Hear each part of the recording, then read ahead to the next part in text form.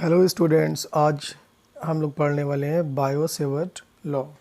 उससे पहले magnetic field due to a current element. Fleming's left hand rule के हिसाब से क्लास 10th में ये चीज़ पढ़ा है तुम लोगों ने कि अगर कोई स्ट्रेट कंडक्टर है और उसमें करंट फ्लो कर रही है तो फ्लेमिंग्स राइट हैंड रूल क्या है कि अगर हम लोग कंडक्टर को अपने राइट हैंड में इस तरह से होल्ड करें कि थंब जो है वो करंट के डायरेक्शन को बताए, अंगूठा किसके डायरेक्शन को बताए, उसमें फ्लो करने वाले करंट को, तो जो फोल्डेड फिंगर है वो किसको बताएगी, डायरेक्शन ऑफ मैग्नेटिक फील्ड को, है ना। इसको ऊपर से अगर देखेंगे तो कैसी दिखेगी, जैसे एंटी क्लॉकवाइज दिखेगी, और नीचे से देखने पर कैसी दिखेगी, क्लॉकवाइज, है ना। लेकिन इस ये तो क्या डायरेक्शन, लेकिन इसके किसी पॉइंट पे कितनी मैग्नेटिक फील्ड होगी उसका मैग्नीट्यूड बताता है हमें बायो सेवर्ट लॉ। ठीक है, तो मैग्नीट्यूड के लिए क्या है, बायो सेवर्ट लॉ। अब जैसे मान लो कोई एक कंडक्टर है जिसमें एक करंट फ्लो कर रही है आई, नीचे से ऊपर की तरफ आई करंट फ्लो कर रही है। अब कोई पॉइंट पी है, इस पॉइंट पी पे हमें मैग्नेटिक फील्ड पता करना है कि हाउ मच मैग्नेटिक फील्ड, ना अमाउंट ऑफ या मैग्नीट्यूड ऑफ मैग्नेटिक फील्ड पता करना है। और इसका हमने क्या किया, एक छोटा सा एलिमेंट कंसीडर कर लिया, इस वायर का, इस कंडक्टर का एक छोटा एलिमेंट डी एल कंसीडर कर लिया। डी एल इतना छोटा है कि टेंड्स टू ज़ीरो, मतलब ज़ीरो के लगभग से बस थोड़ा सा बड़ा, बहुत छोटा सा एलिमेंट। ठीक है, अब क्योंकि डी एल जो है वो वेक्टर तो है नहीं, तो इसमें करंट से जब मल्टीप्लाई कर देंगे तो वो क्या बन जाएगा, एक वेक्टर क्वांटिटी बन जाएगा। क्योंकि डी के पास डायरेक्शन तो था नहीं, करंट के पास डायरेक्शन था, तो आई में जब डी से मल्टीप्लाई हो गया डी और आई, तो आई डी क्या हो गया, एक वेक्टर क्वांटिटी बन गया। अब पॉइंट पी पे इस डी इसको क्या बोलते हैं, करंट एलिमेंट, आई डी को क्या बोलते हैं, करंट एलिमेंट। इस करंट एलिमेंट की वजह से उस पॉइंट पी पे मैग्नेटिक फील्ड जो होगी वो कितनी होगी, डी बी। तो डी बी की वैल्यू फाइंड आउट करना है। और पोजीशन वेक्टर क्या है, आर। आई डी एल और पी के बीच का पोजीशन वेक्टर है आर, और दोनों के बीच का एंगल कितना है, थीटा। डी एल और आर के बीच का एंगल है थीटा। तो बायो सेवर्ट लॉ क्या कहता है कि current element is responsible for creating magnetic field. It means जितनी ज़्यादा करंट होगी उतना ज़्यादा मैग्नेटिक फील्ड होगी। करंट जितनी स्ट्रॉन्ग होगी, जितनी ज़्यादा फ्लो करेगी उतनी ज़्यादा मैग्नेटिक फील्ड होगी, इसलिए d B is proportional to I. और इसी तरह से जितनी बड़ी ये डी एल लेंथ जितनी बड़ी होगी उतनी ज़्यादा मैग्नेटिक फील्ड होगी, तो D B is directly proportional to D L. और तीसरा क्या है, D B is proportional to sine theta. Sine theta के कैसे प्रोपोर्शनल है, देखो अब जैसे यहाँ पे डी एल हमने बनाया, छोटा एलिमेंट जैसे उसमें बनाया, वो नीचे से ऊपर तरफ, आई डी एल का डायरेक्शन क्या है, नीचे से ऊपर की तरफ। और आर जो है हमने 90 डिग्री पे ले लिया। अब 90 डिग्री पे जो मैग्नेटिक फील्ड डी बी होगी वो क्या होगी, मैक्सिमम होगी। ऐसा एक्सपेरिमेंट से देखा गया है।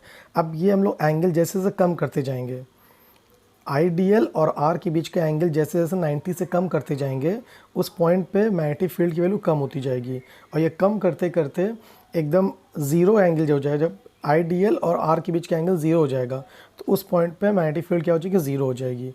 इट मीन्स जब एंगल ज़ीरो होता है मैग्नेटिक फील्ड ज़ीरो हो जाती है, और एंगल जब 90 डिग्री होता है तो मैग्नेटिक फील्ड मैक्सिमम होती है।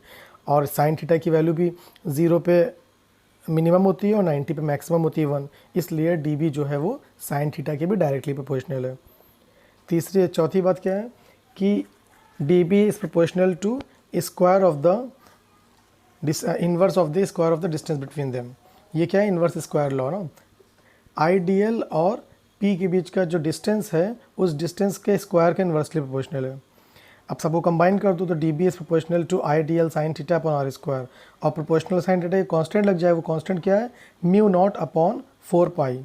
वो म्यू नॉट अपॉन 4 पाई क्या है, कांस्टेंट है। तो फाइनली ये बन गया D B is equal to mu naught upon 4 pi I D L sine theta upon R square. अब म्यू नॉट क्या है, म्यू नॉट को बोलते हैं absolute permeability of free space. जैसे कि तुम लोगों ने इलेक्ट्रोस्टैटिक्स में पढ़ा था एप्सिलॉन नॉट। एप्सिलॉन नॉट को क्या बोलते थे, एप्सिलॉन नॉट था absolute permittivity of free space. यहाँ पे म्यू नॉट क्या है, absolute permeability of free space. Mu naught upon 4 पाई पूरे की वैल्यू होती है 10⁻⁻7 टेस्ला मीटर पर एम्पियर। म्यू नॉट अपॉन 4 पाई इस पूरे कांस्टेंट की वैल्यू कितनी होती है, 10⁻⁻7 टेस्ला मीटर पर एम्पियर। एप्सिलॉन नॉट की वैल्यू क्या होती थी, 1/4 पाई एप्सिलॉन नॉट था ना इलेक्ट्रोस्टैटिक्स में, उसकी वैल्यू कितनी होती थी, 9 × 10⁻9 ना। इसी तरह इसमें म्यू नॉट अपॉन 4 पाई की वैल्यू कितनी है, 10⁻⁷ टेस्ला मीटर पर एम्पियर। अब इसका वेक्टर फॉर्म देखते हैं, dB का वेक्टर फॉर्म। इसमें क्या करें, इसी dB में ऊपर नीचे r से मल्टीप्लाई कर दो, तो r से जब मल्टीप्लाई नीचे r क्यूब बन जाएगा, r स्क्वायर में r से मल्टीप्लाई तो r क्यूब हो गया, और ऊपर जो है वो आइडियल r साइन थीटा हो जाएगा, है ना। अब ये जो म्यू नॉट आई अपॉन 4 पाई को एज इट इज़ लिख दो, ये जो DL r साइन थीटा है, DL r साइन थीटा, इसकी वैल्यू क्या होती है, DL क्रॉस r, है ना। A क्रॉस B क्या होता है, AB साइन थीटा, इसी तरह से DL क्रॉस r क्या होता है, DL r साइन थीटा। तो अब जहाँ पे DL r साइन थीटा है वहाँ पे क्या रख सकते हैं, DL क्रॉस r, तो DL r साइन थीटा उठा के DL क्रॉस r रख दिया, बस यही क्या है, वेक्टर फॉर्म। अब ये फॉर्मूला इतना इंपॉर्टेंट है DBA बायो-सेवर्ट लॉ का कि इससे हम लोग आगे, अभी हम लोग क्या करें, जैसे कि मान लो कोई सर्कुलर लूप है, तो सर्कुलर लूप की एक्सिस पर, कि सर्कुलर लूप की एक्सिस पर कोई पॉइंट है, उस पर कितनी मैग्नेटिक फील्ड होगी, उसका डेरिवेशन कर सकते हैं इस फॉर्मूले से हम लोग। या हम लोग दूसरा कर सकते हैं कि कोई उसका सेंटर पे, सर्कुलर लूप पे सेंटर पे भी कर सकते हैं, या कोई करंट कैरिंग कंडक्टर है स्ट्रेट वायर, उससे किसी डिस्टेंस पे कोई पॉइंट है, उस पर कितनी मैग्नेटिक फील्ड होगी। तो ये सारी चीज़ें हम लोग नेक्स्ट वीडियो में डिस्कस करेंगे।